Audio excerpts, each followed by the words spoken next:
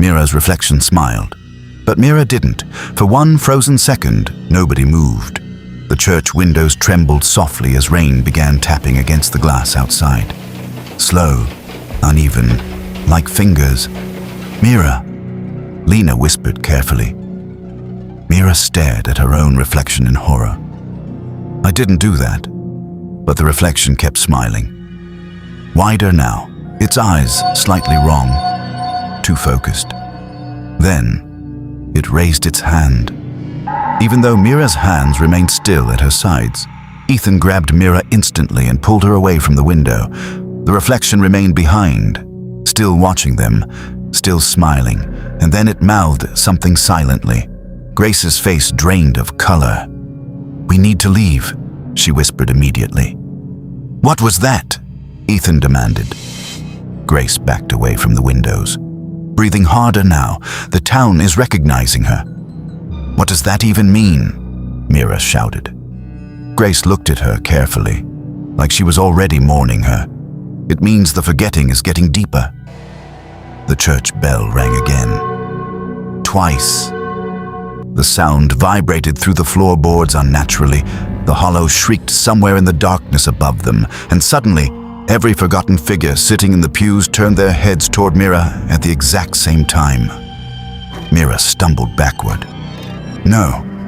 One of them stood slowly, its face blurry and unstable. "You stayed too long," it whispered.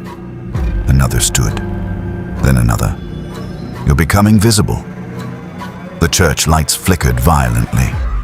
The forgotten people began twitching unnaturally, like broken film frames struggling to move correctly. "Run," Grace said sharply. Nobody argued.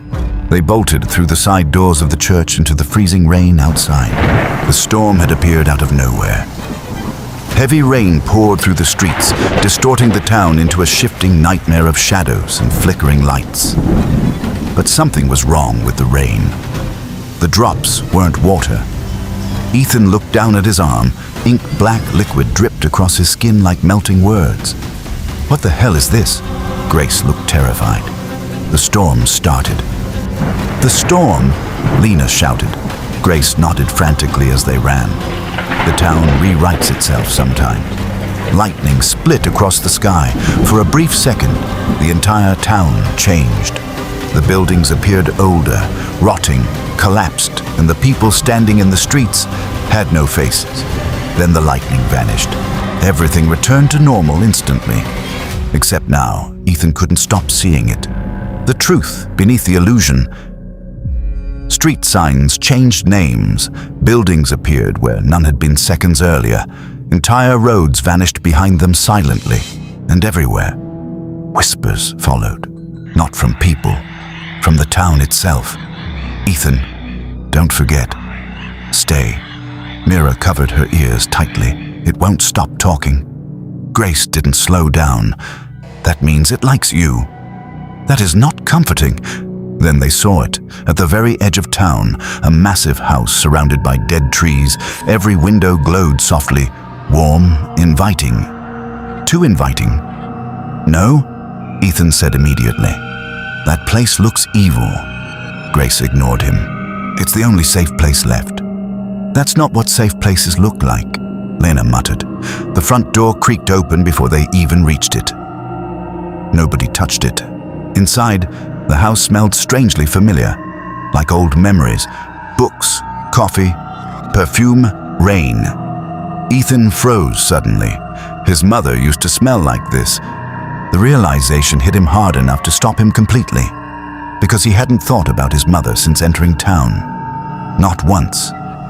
And suddenly, he couldn't remember her face clearly. Fear stabbed through him instantly.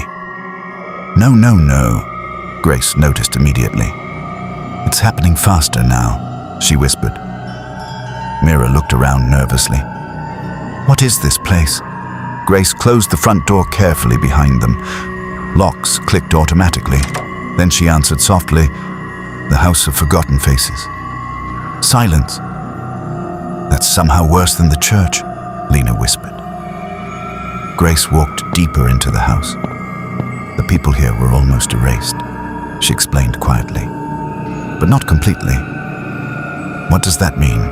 Ethan asked. Grace stopped beside a hallway lined with portraits. Dozens of them. Every portrait was blank. No faces, no features, just empty outlines of people. "It means," Grace whispered, "they forgot themselves before the town could finish eating them." A floorboard creaked upstairs. Then came footsteps. Slow, careful. Someone was awake. Mira stepped closer to Ethan instinctively. A man appeared at the top of the staircase. Thin, pale, middle-aged, but where his face should have been, there was only smooth skin. Blank, no eyes, no mouth, no nose. Mira nearly screamed. The faceless man tilted his head slightly, like he was trying to remember how humans were supposed to react. Then slowly, a mouth appeared, stretching unnaturally across his blank face. "New people," he whispered. More footsteps echoed upstairs, doors opened, and one by one, others appeared.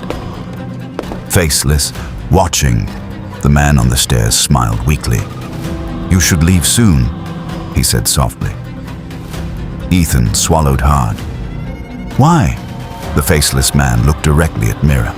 "Because the house keeps the parts the town forgets." Mira's reflection appeared suddenly in the upstairs hallway mirror. Still smiling, and this time it blinked at her.